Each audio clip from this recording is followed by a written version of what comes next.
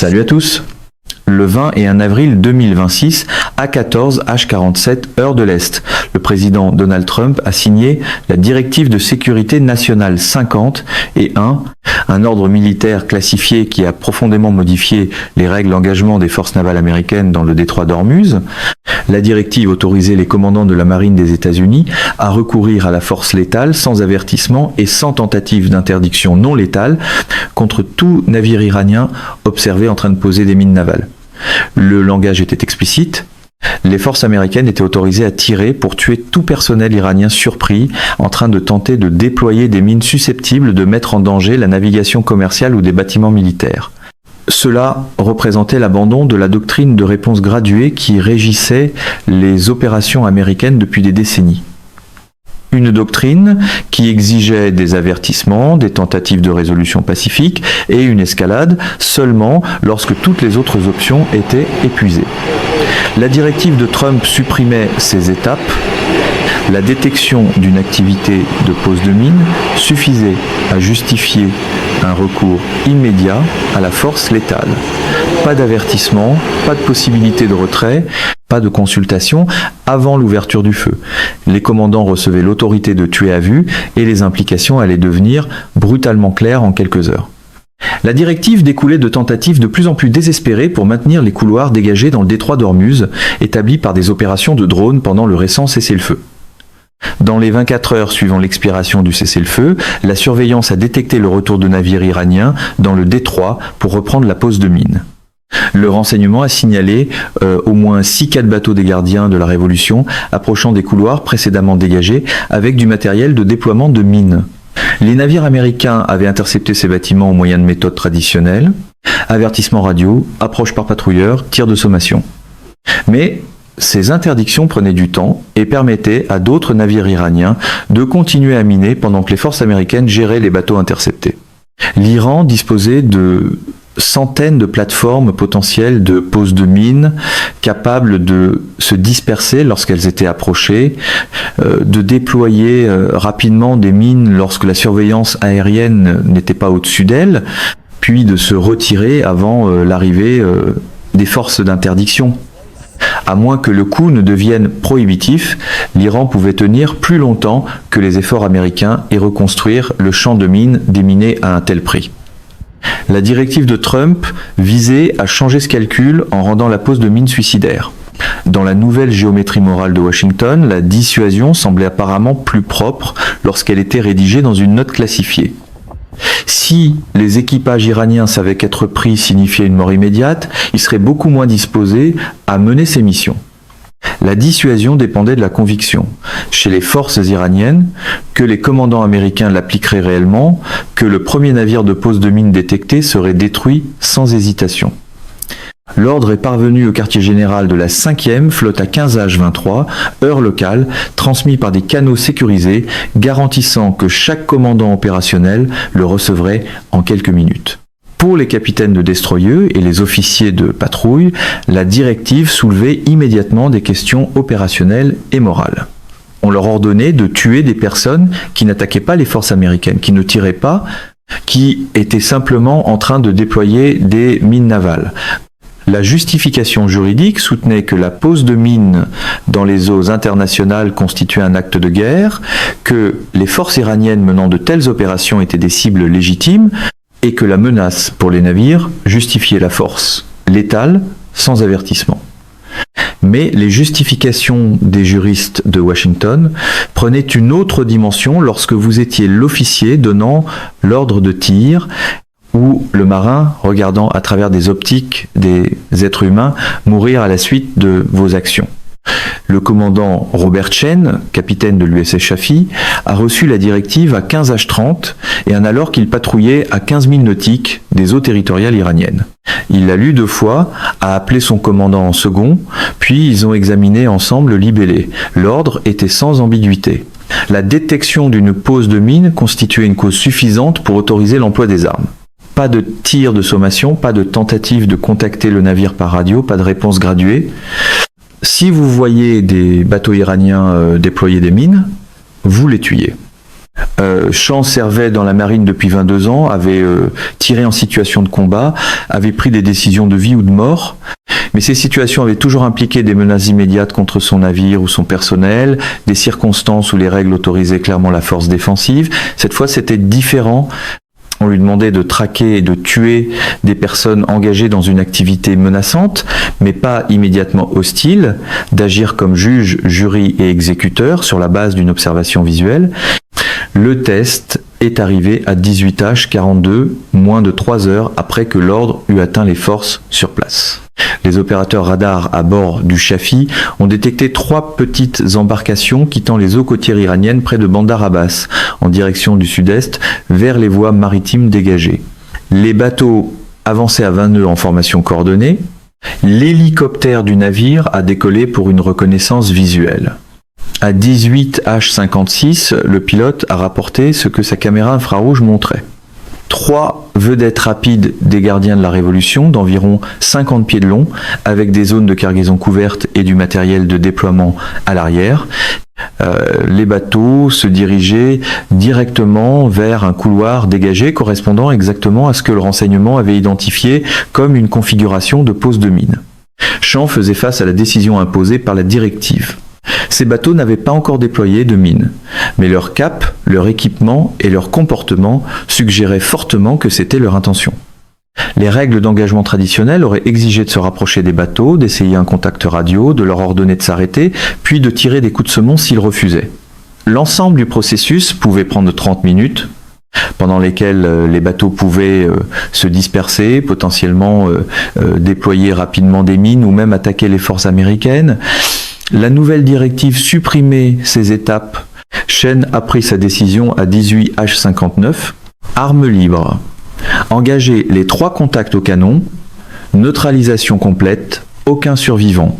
Le canon principal de 5 pouces du Shafi pouvait engager des cibles de surface à des distances supérieures à 13 000, avec une précision qui rendait presque impossible de manquer des bateaux suivant des trajectoires prévisibles à vitesse modérée. Le système de conduite de tir a calculé simultanément des solutions pour les 3 cibles, déterminant l'ordre qui empêcherait tout bateau d'avoir le temps de réagir après avoir vu le premier détruit. À 19h01, le canon a tiré. Le premier obus a mis 11 secondes pour atteindre sa cible, un projectile de 70 livres lancé à 2600 pieds par seconde qui a frappé le bateau de tête en plein milieu. L'explosion était visible sur la caméra infrarouge de l'hélicoptère, même à 5000 de distance, une énorme boule de feu lorsque la charge hautement explosive de l'obus a détonné à l'intérieur de la coque. Le navire s'est désintégré, projetant du bois, de la fibre de verre et des fragments de métal dans un rayon de 100 yards. Toute personne à bord est morte instantanément. Les corps ont été déchirés par la surpression de l'explosion avant même de pouvoir comprendre ce qui venait de se produire. Le deuxième bateau, 200 yards derrière le premier, a eu être 3 secondes pour comprendre ce qui se passait avant que l'obus suivant ne le frappe. Le projectile a touché la poupe, détruisant l'équipement de déploiement et faisant exploser la cargaison que transportait le bateau. Si cette cargaison comprenait des mines, elles n'ont pas explosé par sympathie, mais la destruction a malgré tout été totale. La partie arrière du bateau s'est séparée de la proue, les 2 sections brûlant pendant qu'elle coulait. Le 3e bateau a tenté de virer, son capitaine comprenant dans les dernières secondes qu'ils étaient attaqués et essayant désespérément d'esquiver. Le virage n'a rien changé. La conduite de tir du Shafi a suivi la manœuvre, ajusté la visée et tiré. L'obus a frappé le bateau en virage sur son quart bâbord, l'impact retournant complètement l'embarcation avant son explosion. 3 bateaux, 3 obus, 90 secondes entre le premier tir et la dernière destruction. Le pilote de l'hélicoptère tournant au-dessus de la zone a signalé qu'il n'y avait aucun survivant. Aucun radeau de sauvetage déployé, aucune balise de détresse activée, aucun membre d'équipage visible dans l'eau. 30 à 40 marins iraniens, le nombre exact restant inconnu, étaient morts. Le commandant Chen a consigné l'engagement dans le journal de son navire, 3 bâtiments hostiles engagés et détruits alors qu'il menait des opérations de pose de mines dans les eaux internationales. Action menée conformément à la directive de sécurité nationale 51. Le rapport était factuel, clinique, dépouillé de tout contenu émotionnel. Mais dans le centre d'information de combat d'où l'engagement avait été dirigé, l'atmosphère était tendue et silencieuse. L'officier d'armement qui avait exécuté la solution de tir, le lieutenant Marcus Rodriguez, était assis à sa console, fixant l'écran qui ne montrait plus que de l'eau vide, là où 3 bateaux se trouvaient quelques instants plus tôt. Rodriguez avait 29 ans, était diplômé de l'Académie navale et avait passé toute sa carrière à s'entraîner aux opérations de combat. Mais les scénarios d'entraînement impliquaient toujours des navires vous tirant dessus, des missiles en approche, des menaces claires, justifiant des réponses claires. Il venait de tuer des dizaines de personnes qui n'avaient pas tiré un seul coup, qui prévoyaient peu être de poser des mines, ou menaient peu être une autre mission, et qui étaient mortes sans avertissement et sans possibilité de se rendre. La légalité était claire, l'ordre avait été explicite, l'action était justifiée au regard des règles d'engagement autorisées par Trump, mais la justification juridique n'effaçait pas le poids d'avoir tué des personnes qui n'avaient jamais vu la mort arriver. La réaction iranienne est venue en quelques heures, mais pas comme les commandants américains l'avaient anticipé. Il n'y a pas eu de frappe de représailles, pas d'attaque contre des navires américains, pas d'escalade militaire immédiate. À la place, les médias d'État iraniens ont diffusé des images que les forces des gardiens de la Révolution avaient enregistrées depuis des postes d'observation côtiers, montrant des explosions lointaines au moment où les obus américains frappaient les bateaux iraniens. Les commentaires décrivaient les forces américaines comme ayant assassiné des marins iraniens engagés dans des opérations de routine, affirmant que les bateaux menaient des patrouilles défensives et avaient été attaqués sans provocation.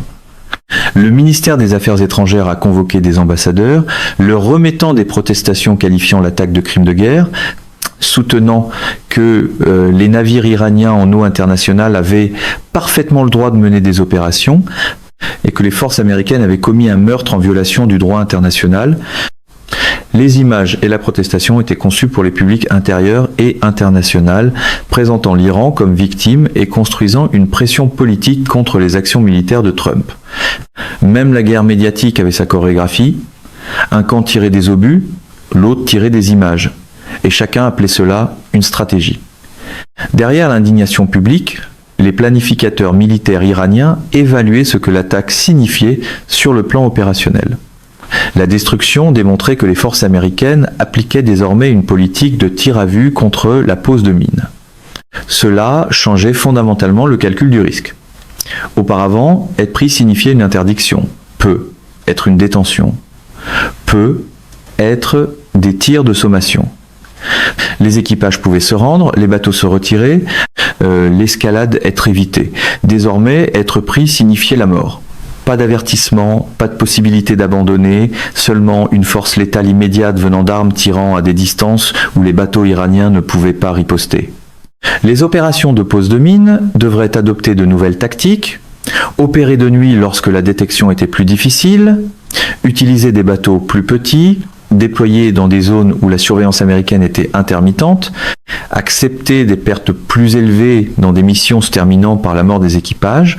Les implications plus larges dépassaient les tactiques immédiates et touchaient aux questions de précédents juridiques et de normes internationales. L'ordre autorisait essentiellement l'exécution sommaire de combattants qui n'étaient pas activement engagés dans des hostilités, qui n'avaient pas tiré sur les forces américaines et qui menaient simplement des opérations que les commandants américains jugeaient menaçantes. Le droit international humanitaire exige généralement que les combattants aient la possibilité de se rendre avant d'être tués, que la force soit proportionnée à la menace et que la distinction soit maintenue entre cibles légitimes et personnes protégées. La directive de Trump violait de manière discutable ces 3 principes en autorisant la force létale sans avertissement contre du personnel qui, selon des définitions juridiques strictes, pouvait même ne pas être considéré comme combattant.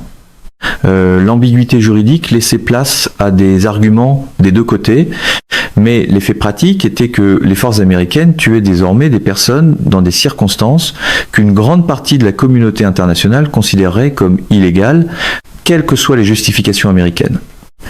Pour les marins à bord des navires américains chargés d'appliquer la directive, le poids moral de l'ordre de tirer pour tuer créa un stress auquel la formation militaire standard ne les avait pas pleinement préparés. Le lieutenant Sarah Mitchell, officier d'action tactique à bord de l'USS Porter, s'est retrouvé de quart 3 jours après l'engagement du Chaffee lorsque le radar a détecté un autre navire suspecté de poser des mines. Le profil était similaire, une vedette rapide quittant les eaux iraniennes en direction des voies maritimes dégagées, avec une signature d'équipement compatible avec des capacités de déploiement de mines. Les règles d'engagement étaient claires, l'autorisation explicite, la décision simple, mais Mitchell, responsable de recommander l'ouverture du feu à son capitaine, s'est surprise à hésiter. Le bateau à l'écran était occupé par des êtres humains qui mourraient si elle recommandait l'engagement. Il pouvait s'agir de membres des gardiens de la Révolution, exécutant des ordres, de pêcheurs en relais de force, ou de volontaires déterminés à défendre l'Iran contre ce qu'ils percevaient comme une agression américaine. Elle ne le savait pas, ne pouvait pas le savoir, et la directive ne lui demandait pas de le savoir. Tout ce qu'elle exigeait, c'était d'établir que le navire semblait engagé dans la pose de mines. Et ces systèmes tactiques donnaient une forte probabilité à cette évaluation.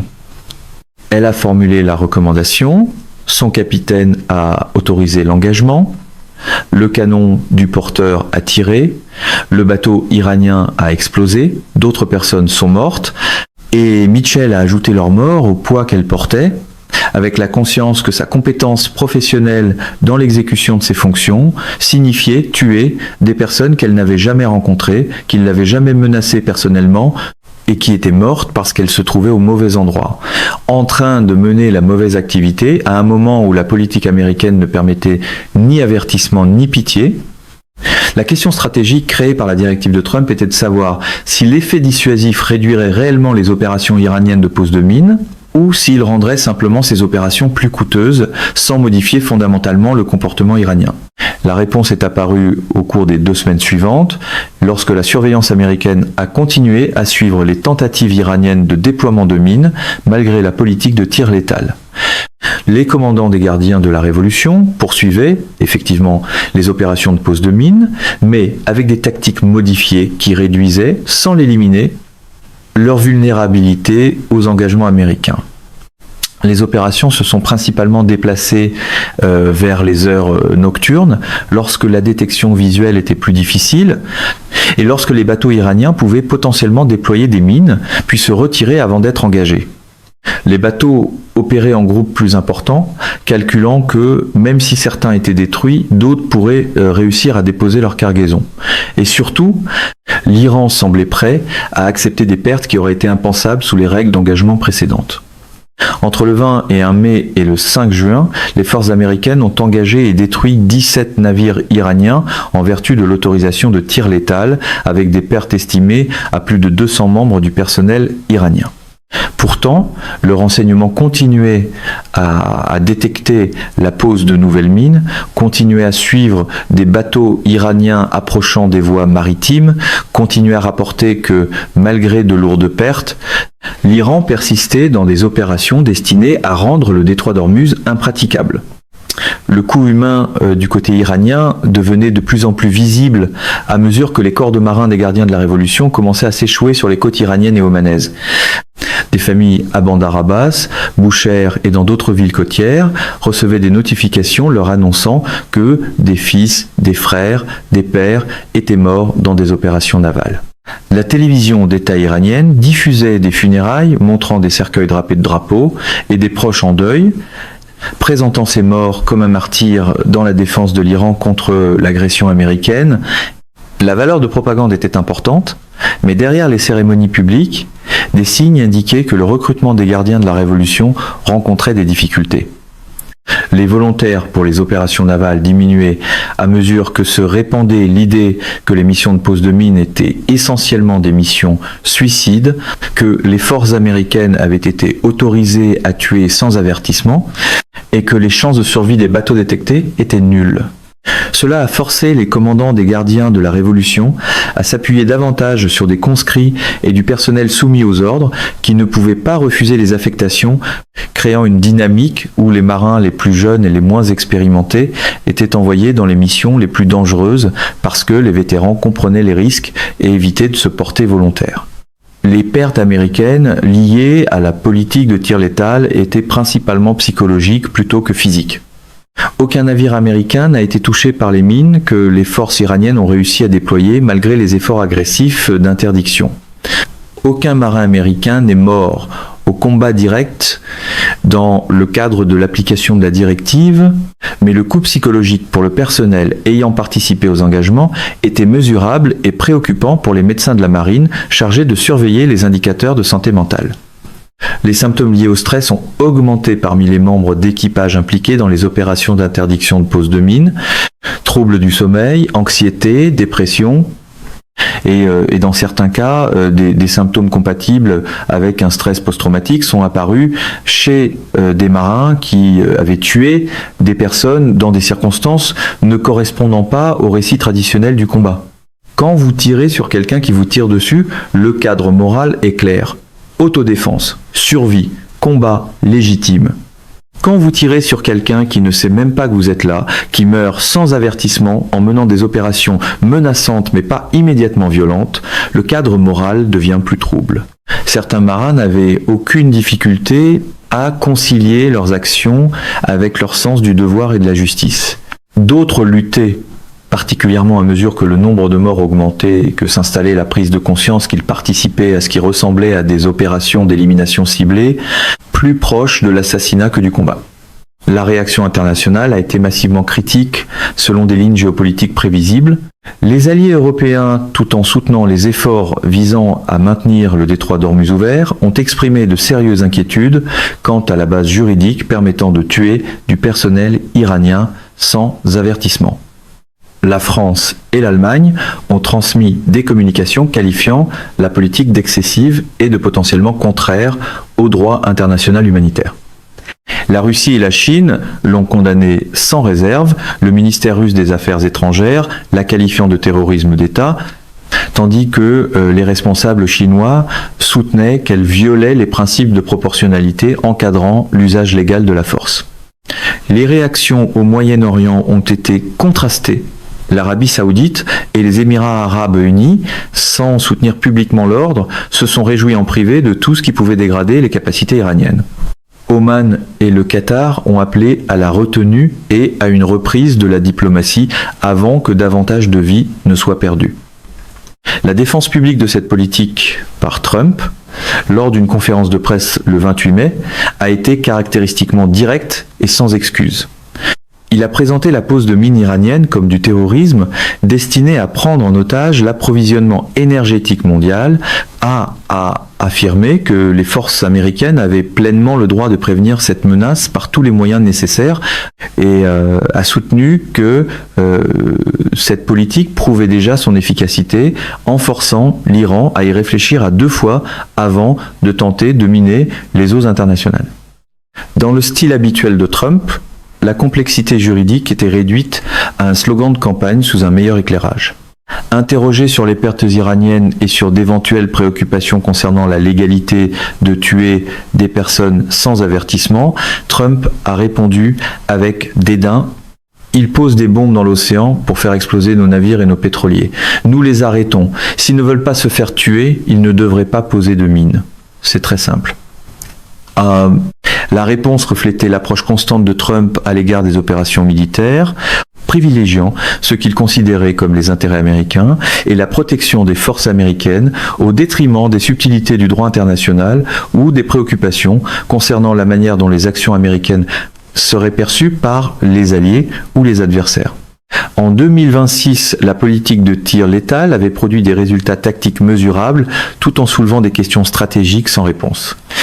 Le nombre de tentatives détectées de pose de mines avait diminué par rapport au pic immédiatement après l'expiration du cessez-le-feu, ce qui suggérait que l'effet dissuasif fonctionnait dans une certaine mesure. Les forces américaines maintenaient des couloirs dégagés à travers le détroit d'Ormuz avec une confiance relativement élevée dans le fait que des mines n'y étaient pas régulièrement déployées. La navigation commerciale avait partiellement repris, quoique à des volumes réduits et avec des coûts d'assurance reflétant un risque persistant. Mais la politique avait également tué des centaines de membres du personnel iranien, aliéné des partenaires internationaux, créé des précédents juridiques que de futurs adversaires pourraient invoquer pour justifier leurs propres usages de la force, et exposé les marins américains à des blessures morales liées à leur participation à des opérations létales qui ne correspondaient pas à l'éthique traditionnelle du combat. La question de savoir si ces coûts étaient justifiés par les gains de sécurité reste l'objet d'un débat qui divisait non seulement les observateurs internationaux, mais aussi le personnel militaire américain chargé d'appliquer cette politique. Pour certains, l'ordre de tirer pour tuer était une réponse nécessaire et appropriée à l'agression iranienne qui créait des risques inacceptables pour les forces américaines et le commerce mondial. Pour d'autres, il représentait un précédent dangereux qui érodait les contraintes juridiques et morales, encadrant l'usage de la force, des contraintes qui existaient non seulement pour protéger les ennemis, mais aussi pour préserver l'humanité de ceux à qui l'on ordonne de tuer. La tension entre ces perspectives ne serait pas résolue tant que la crise se poursuivrait et que les forces américaines resteraient dans le détroit d'Ormuz avec l'ordre de tirer pour tuer toute personne surprise en train de poser des mines dans des eaux devenues l'espace de bataille maritime le plus meurtrier et le plus contesté au monde. Mesdames et messieurs, notre émission d'aujourd'hui s'arrête ici. Nous vous invitons à partager votre avis personnel dans la section des commentaires ci-dessous. Bonjour et à bientôt.